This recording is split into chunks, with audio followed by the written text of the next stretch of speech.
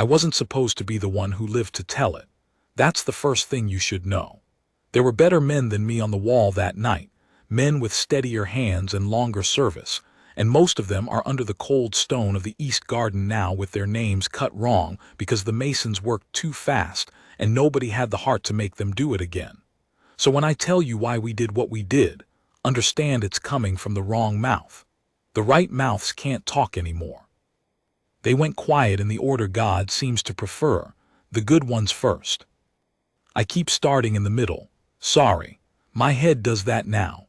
The healers had a word for it and I forgot the word, which I suppose proves their point. Let me go back to the lamps. I can hold the lamps in my mind. Start me there. Caldris in winter smells like wet iron and pine smoke, and the inner halls of Greywater Keep always held that smell the longest because the windows there are narrow, made for arrows and not for air. So the smoke had nowhere to go and just sat in the stone year after year, until the walls themselves seemed to breathe it back at you. I'd walked those halls maybe 4,000 nights. You stop seeing a place after a while. That's the truth nobody warns you about when they pin the gray on you.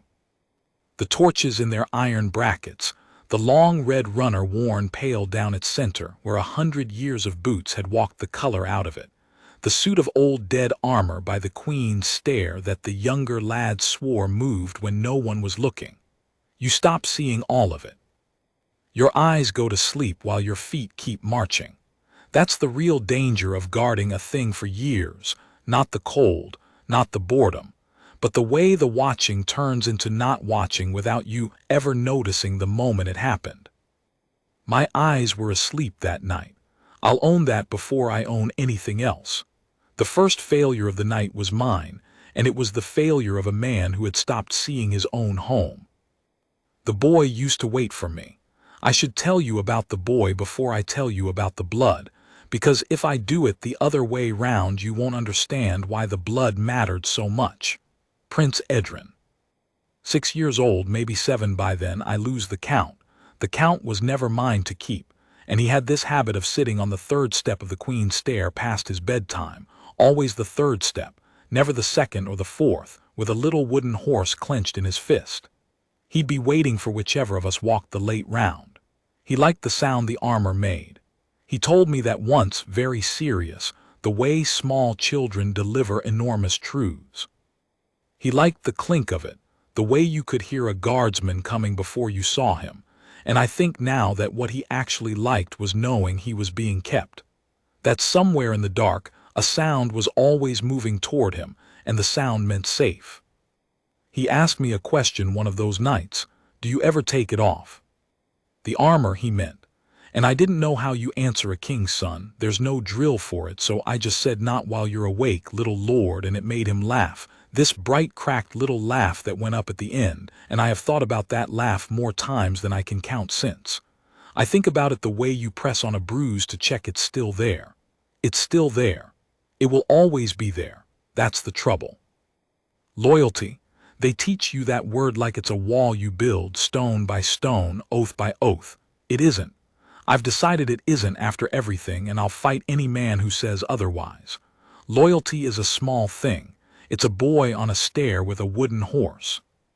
It's you standing there in 50 pounds of cold steel, realizing somewhere low in your chest that you'd put your whole body between this child and the entire world and nobody would ever have to ask.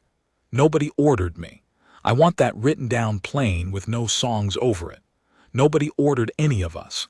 Whatever you've heard, however they've dressed it since, there was no order. There was just the small thing grown large. The bell. There's a bell in the throat of Greywater that hadn't rung in my whole lifetime, nor my sergeant's, low and ugly and flat, mounted up where the great stair coils in on itself. The lockdown bell. We drilled to it twice a year and grumbled every single time, the way men grumble about a thing they're certain in their bones will never actually come.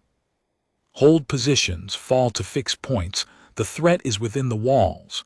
We'd say the words and roll our eyes and go back to our bread. The threat was never within the walls. The threat lived out past the moat in the dark where it was supposed to live, where we could see it coming, where it played fair. When the bell actually went God, I have no good way to put the wrongness of it. It got into my teeth. It was a sound my body had been taught to fear without ever having felt the fear was real, and feeling it become real all at once, in a cold corridor at the dead middle of the night, is a thing I wouldn't put on any man. My legs were moving before my mind had finished arriving. That's the only good thing my body did unprompted that whole night, and I'll take it, because everything I did with my mind after that came a half-second too slow. 3 strides toward the Queen's apartments before I'd even finished thinking the word no. The armor was loud around me. For once I was glad of it. Let the dark hear me coming. Now here's the part the official accounting got wrong, and I let it stay wrong, and I'd let it stay wrong again, because the truth helps no one living and hurts a name that doesn't deserve more hurting. The threat wasn't at the gates. We'd spent a generation looking outward. Every plan, every drill, every cold black hour on the curtain wall with the wind trying to take your face off, all of it pointed out, at the dark beyond the moat. At armies that never came and banners that never crested the hill. We were so certain the danger would wear a foreign face that we never once, not once in all those years, truly practiced for the danger that already had a key to every door in the keep and knew which steps creaked. The lockdown bell rings when the threat is inside. I knew that the way you know a fact you've never had to feel flatly, uselessly. Feeling it for the first time at a dead run in my own home, the home gone dark and strange around me, is the loneliest thing that has ever happened to me, and I have been alone in some bad places since. Someone had opened the inner doors, someone whose whole life was keeping them shut. I'm not going to write his name. Some of you reading this will think you've guessed it and you'll have guessed wrong, and I'm glad of that. Let the wrong guess stand. He was one of ours. He'd stood beside me on the wall in the rain more nights than I could number. He'd halved his bread with me when my pay was short. And he had reasons, I learned them later, all of them, more than I wanted, the kind of reasons that are almost good if you tilt your head sideways and squint and don't. Whatever you do, look at the boy on the stair. Almost. That word keeps coming back. I've started to think the whole night lived inside that word. The corridor to the Queen's apartments runs long and turns twice. I came around the first turn and stopped, or near enough, because the torches had been pulled. Not blown out, pulled. The brackets stood empty in a row. Somebody had walked ahead of me in the black and taken the light with them on purpose, lifted each torch from its iron and carried it off. And I understood with a clean, sick clarity that whoever had done this knew our rounds, knew our timings down to the breath, knew exactly which way help would come, and had reached out ahead of time and put out the road. You don't pull torches from a corridor you don't know. You pull them from a corridor you've walked 4,000 nights. Inside job. The phrase is nothing, dry as a clerk's ink, until it's your own house gone dark on you and the dark is wearing a face you've trusted. I didn't have a torch of my own. I had my 2 hands on the walls and the memory of all those nights in my feet, and I ran half-blind with my shoulder dragging along the cold stone, skin tearing under the steel, not feeling it. I'd like to tell you I was brave in that corridor. The truth is I was only fast, and fast and brave look exactly the same from the outside and feel like nothing the same from within. I was so frightened my mouth had gone to copper. My heart was a fist hitting a door. And somewhere ahead in the dark, a child was crying and a woman was not. And the woman not crying frightened me far worse than the child crying. Because I knew that Queen, and I knew she only went quiet when she had started doing the arithmetic of her own death and found the sum acceptable. Let me say a thing about her, while my hand still steady enough. Queen Maren of Caldris was not a soft woman. And the songs that have started up since they put her in the ground have made her soft, and I hate them for it with a heat that surprises me. She was sharp as a struck flint. She'd corrected my posture once in front of the entire watch, called me out by name, and I'd hated her quietly for a full week over it. But she knew every guard's name and every guard's mother's name and which of us had a sick child at home and which of us drank too much and why. When my own mother passed, she sent no proclamation, no wax seal, no court mourning, just a single line in her own genuinely terrible handwriting, slanting downhill across the page, and I have it folded into nearly nothing in my breast pocket as I write this, and I won't tell you what it said. Some things aren't for the page. You'll have your own line from your own life, or I hope you will. The point is this: when you serve a person past orders, past sense, past the edge of your own life, it is never the crown that does it. The crown is cold. It's the bad handwriting that does it.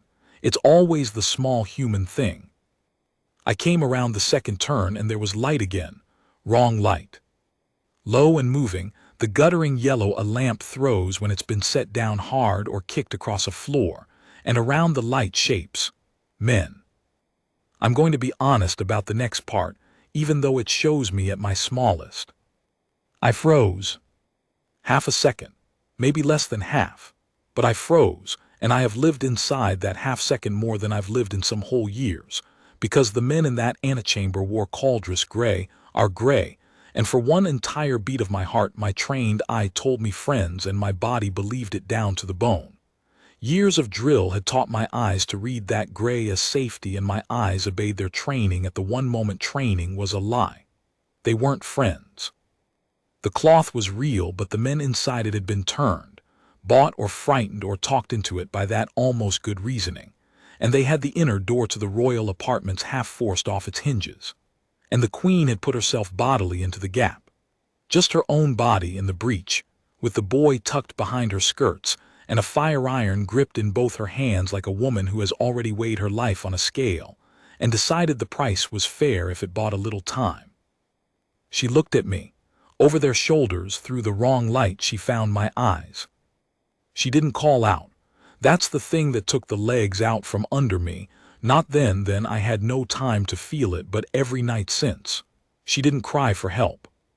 She gave the smallest shake of her head. Don't, it said, you can't win this one, don't waste it, save what actually matters. And then her eyes went down and to the side, to the boy, to Edrin, and came back to me, and the whole command was passed between us in less time than it's taken you to read it. Get him out. Forget me. Get the boy out. A queen's last order given in silence, mother to guard, over the heads of men who used to be ours. I have followed a great many commands in my life. That is the only one I ever broke on purpose, and I would break it again tonight, and tomorrow night, and every night I have left. This is where our men started to come, not the turned ones, ours, the real gray. You have to understand how a lockdown is meant to work, or none of this will land the way it should. The bell rings, and you fall back to fixed points. You hold your assigned corridor and your assigned choke point, and you do not. We burned this into the young ones until some of them wept on the drill floor. You do not abandon your post to run toward a fight you weren't given, because that is precisely how a defense comes apart, one good-hearted man at a time, each one sure his piece is the piece that matters most. Hold your post. Trust the man at the next post to hold his. The whole wall stands or the whole wall falls. That was the law. Every last one of them broke it that night. I heard them before the light showed me any of them. Boots. Wrong rhythm boots, far too many, all of them converging from places they had no business leaving, the sound of a hard discipline coming apart on purpose, which is a sound I never expected to find beautiful and did. Harl came out of the west stair with blood already on him, not his own, his face set like a man walking into weather.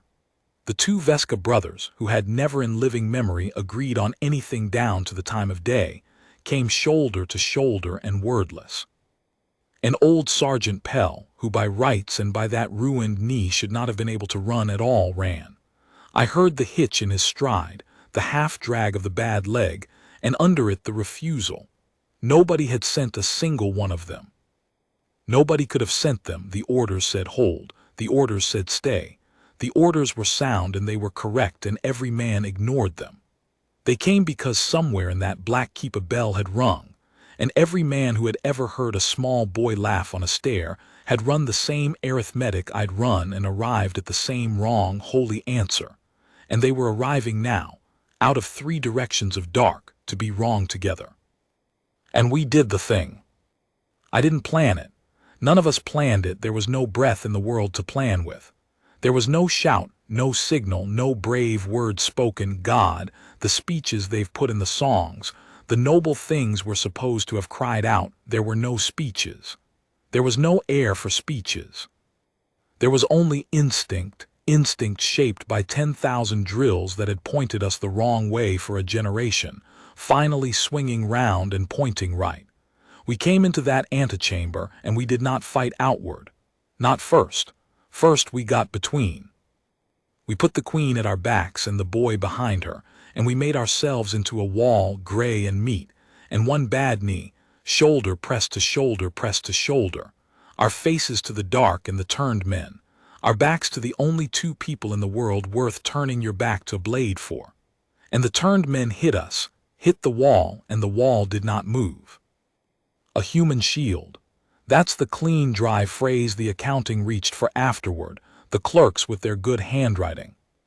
Human shield, set down like it was a tactic out of a manual. It wasn't a tactic. A tactic is a thing you choose with time to choose it. This was every man in that room deciding inside the same half-second that his own body was the cheapest thing he had ever owned and the boy's was the dearest thing in all of Caldris, and acting on the sum before fear could get its objection in. That's all a shield of men ever is. It is not bravery the way the songs mean it. It is just a roomful of people who all loved the same small thing more than they loved their own skins, standing close enough together that the loving became a wall. I felt Pell die against my left side. I'm going to be exact about it because the songs will not be, and somebody should be. He didn't cry out. There was a grunt, the low, surprised, working sound you make lifting something heavier than you judged, and then his whole weight came over onto my shoulder and stayed there. And I held him up. I held him up with my own body for the rest of it, because to let him fall was to open a gap in the wall the width of a man. And so an old soldier who had already given the last thing he had to give kept right on guarding by leaning dead on a younger man too frightened to weep for him yet. We held the line with our dead still standing in it.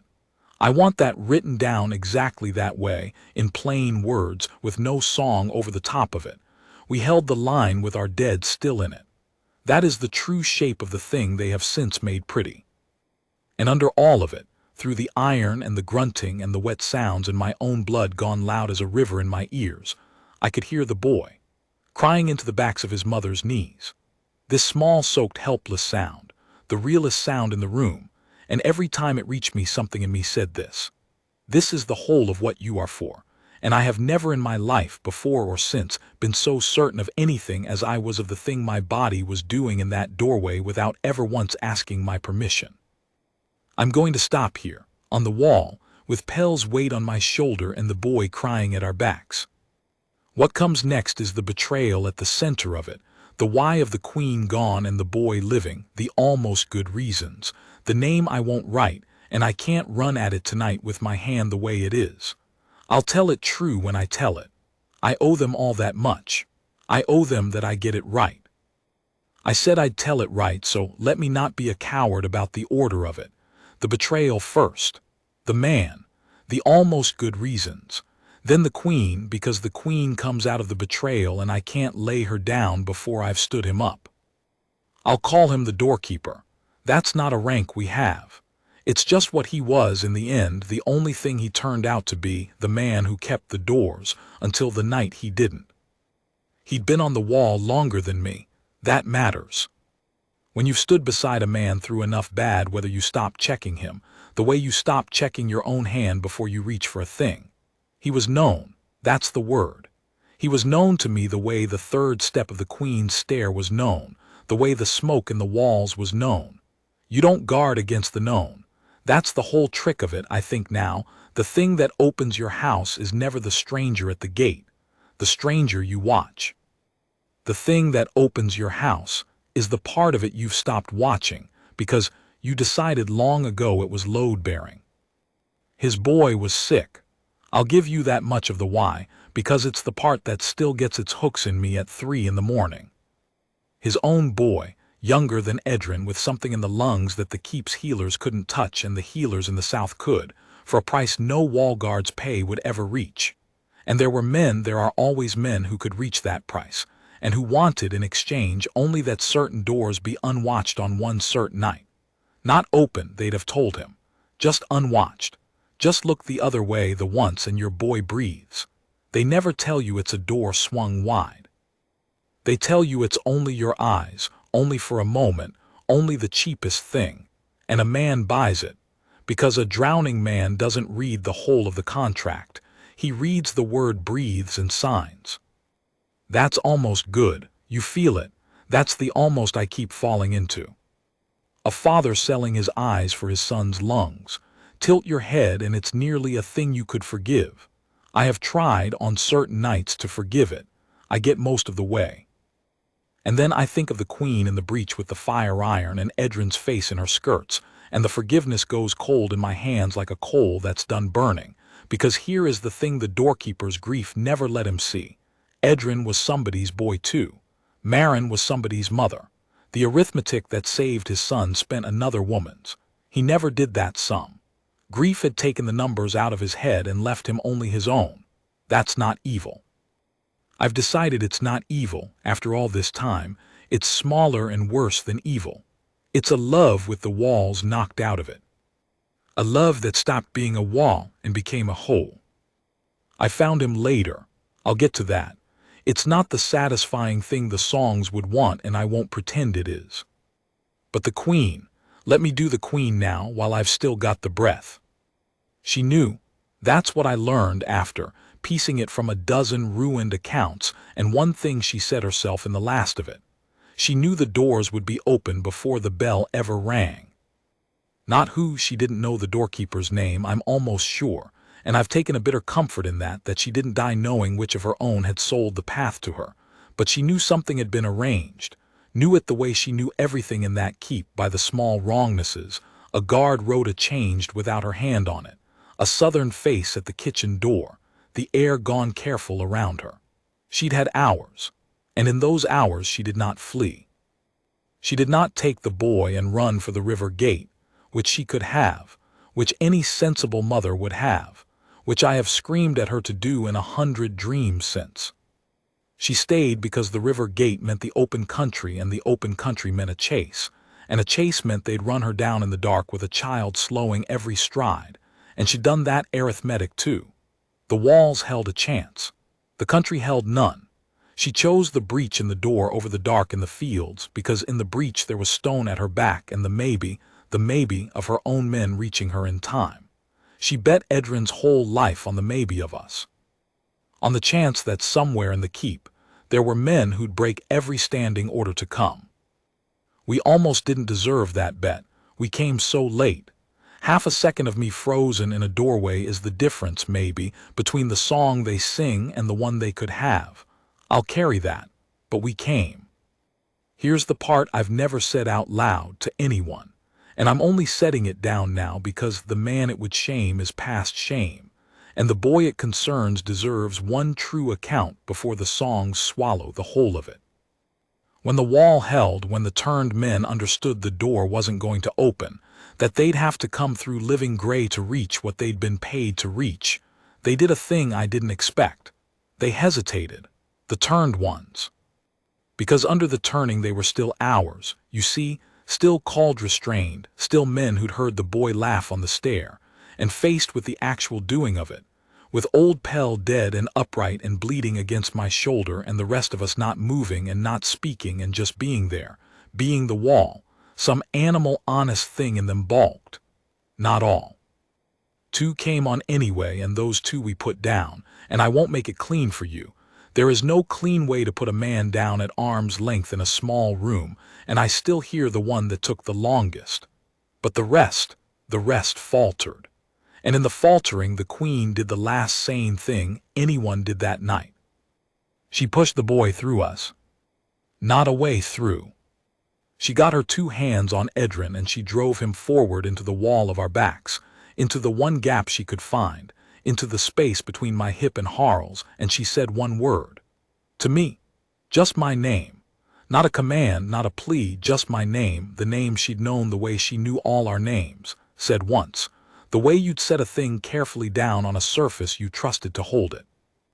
And the boy came through into the dark behind us, into the corridor with the pulled torches, into the only direction that led to living. And I had a choice. That's the part. For one breath I had the boy's collar in my fist and the wall at my front and the queen on the wrong side of it, and I could have gone back for her. I could have. I want you to know I weighed it fully in the space of that one breath. I weighed her life against her order, against the boy in my fist, against the small head shake from before, save what matters, and I obeyed the boy. I obeyed the small wet sound. I turned with Edrin's collar in my hand, and I ran him into the dark, and I left my queen in the breach with a fire iron. And behind me the wall held a few breaths longer than she needed it to, and then it didn't, and I did not look back. And that is the failure I will not be talked out of, no matter how many men with kind faces tell me there was no other way. There may have been no other way. I still left her. Both things are true. I've stopped trying to make them not both be true. I got him out through the servant's descent, the narrow one, the one the boy somehow already knew because boys know every passage in a place adults have stopped seeing. He led me, at the end, this child, his small hand gone bloodless-eyed in mine, pulling me toward a low door I'd walked past 4,000 times and never once truly looked at. The unwatched parts of a house. They damn you and they save you, the same doors, the same night. I've thought about that more than is healthy.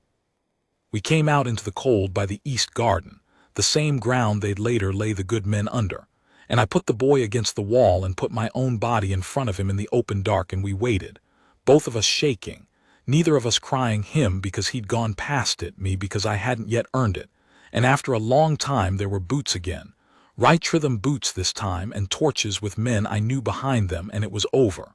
Whatever over means. The keep was held.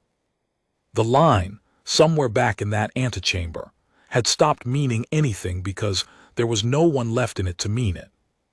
The queen was gone. I won't dress it. She was gone, and the songs say she died like a queen, and I'm telling you she died like a mother, which is a harder and a smaller and a far greater thing, and the difference is the whole reason I'm writing this down. They've got it wrong on the stone, and they've got it wrong in the songs, and I am too tired and too late to fix either, so I'm fixing it here, on this page, for whoever you are. She did not die for the crown. She died facing a door with her boy already through it, and the last thing she spent her body on was a single guard's name, said gently, like she trusted it to hold. It held by, I want her to know somehow, wherever the dead keep their accounts, it held. The name held, the boy is alive. And the doorkeeper, I said I'd get to him. I found him 3 days after, when the keep was counting its dead, and its living and sorting which was which. He hadn't run. That's the thing that stayed with me. He had every chance in the open country at his back, and he didn't take it, same as her, the two of them choosing the walls for opposite reasons. He was sitting in the small chapel below the west stair, the cold one nobody uses, with his hands open on his knees like a man waiting for a thing he'd already agreed to. And he looked up at me, and I had my hand on my hilt and the whole speech in my chest, the righteous one, the one the songs would want. I didn't say it. I'm not going to tell you it was mercy. It wasn't mercy. It was that I looked at him and I saw a father who had sold a queen for a son, and I thought of myself turning with a boy's collar in my fist and leaving that same queen in a doorway.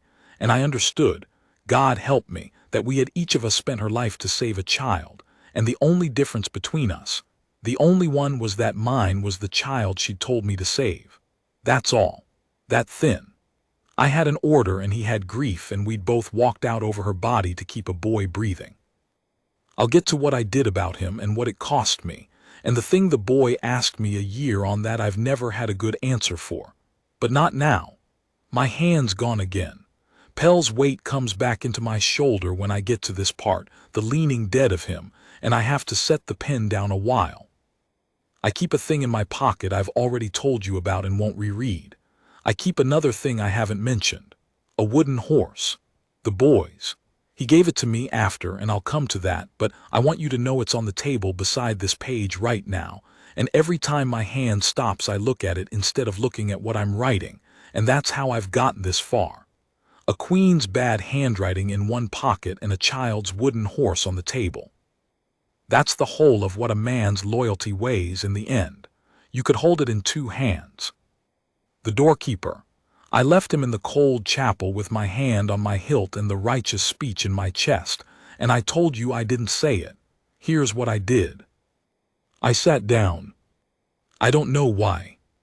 I've turned it over 1,000 times and I can't give you a clean reason, which is itself the truest thing I can tell you, because the night had no clean reasons in it and neither did the days after. I sat down across from the man who'd sold the path to my queen on the cold chapel bench with my sword still on, and for a long time neither of us said anything at all. There was nothing to say that the room didn't already know. He'd done it. She was dead. His boy, somewhere far south, was breathing easier on medicine bought with her life. All of it was true at once and sitting in the same small, cold room, and no speech of mine was going to make it less true or more.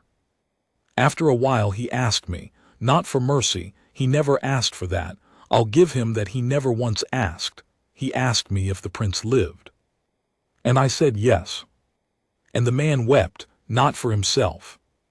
I watched it and I'd swear before anything you like that he wept for the boy living. This man who traded the boy's mother for his own son. Wept with what looked for all the world like relief that Edrin had come through.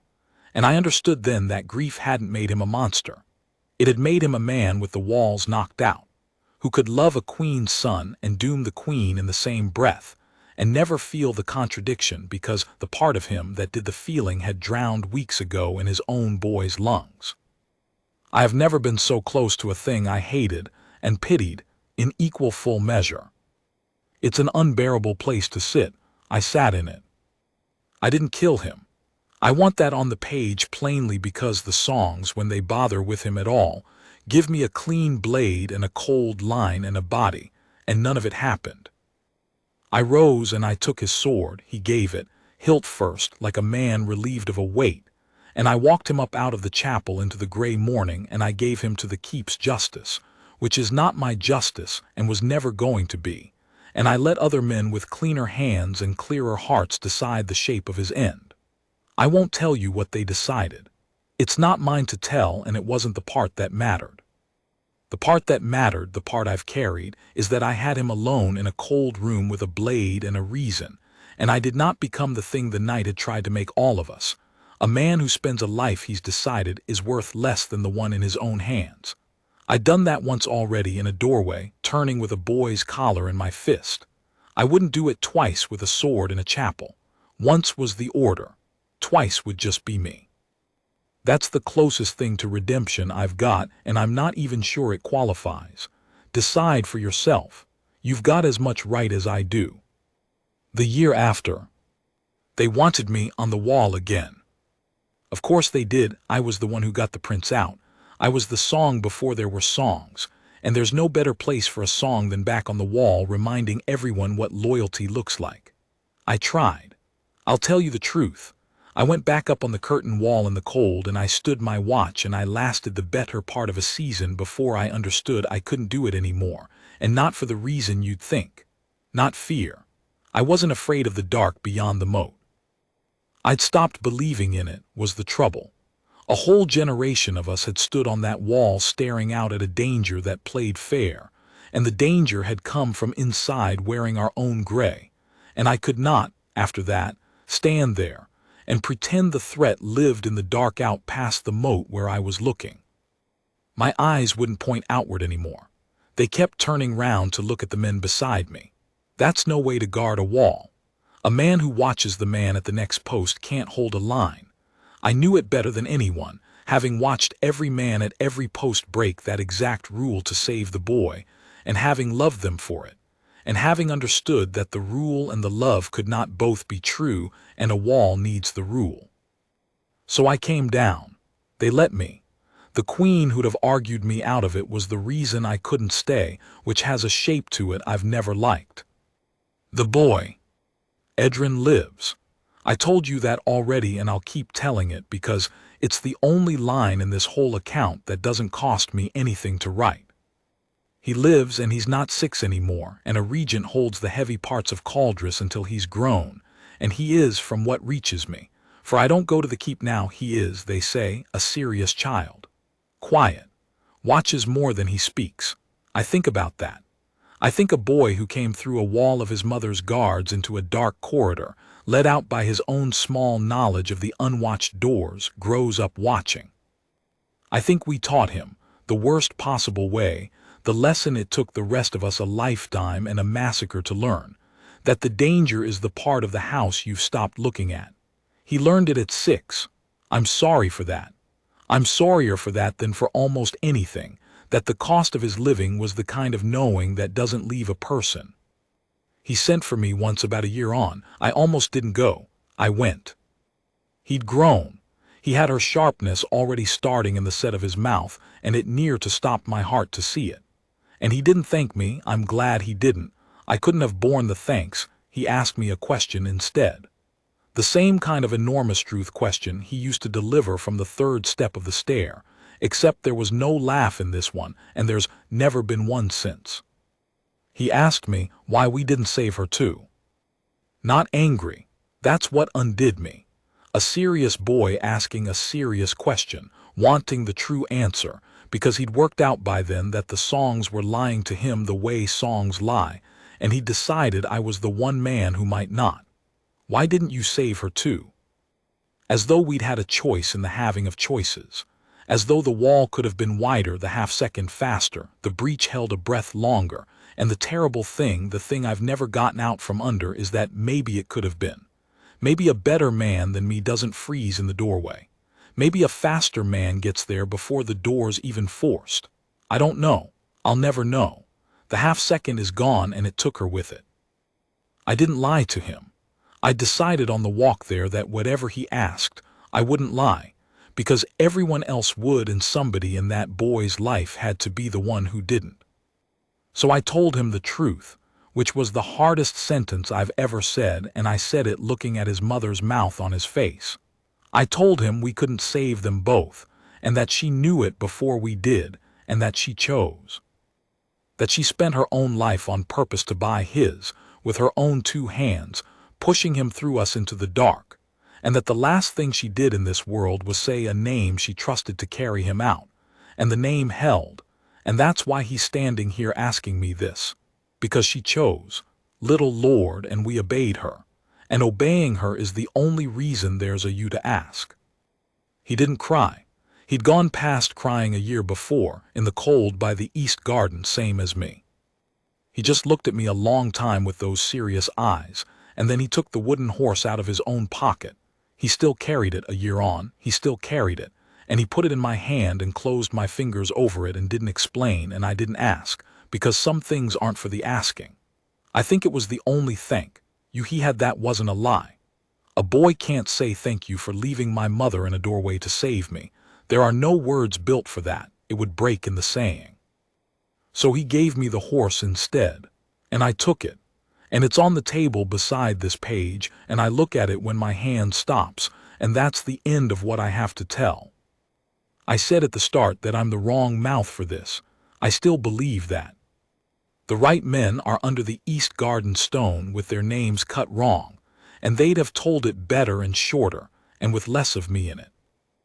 But they can't, and somebody had to, before the songs finished turning it all to something prettier and emptier than it was, turning Marin into a soft queen who died for a crown, turning the doorkeeper into a cardboard traitor, turning a roomful of terrified men who loved one small boy into a noble human shield out of a manual, turning the whole bleeding human truth of it into something you can put on a stone in 3 clean words. It wasn't clean, it wasn't a tactic, it wasn't a song. It was Pell's dead weight on my shoulder, and a queen's last spent breath shaped like my own name, and a 6-year-old leading me out a door I'd walked past 4,000 times and never once seen. It was love with the walls still up mostly, in most of us, on that one night. That's all a guard is, when you strip the gray and the steel off it. A wall built out of people who decided the small thing was worth more than themselves. Nobody ordered us. I'll go to the East Garden myself one day and I'll lie down by Pell and the rest, and I want it said over me, not the songs, just this. Nobody ordered them. They came anyway. That's the truth. I've finally told it right. I can set the pen down now.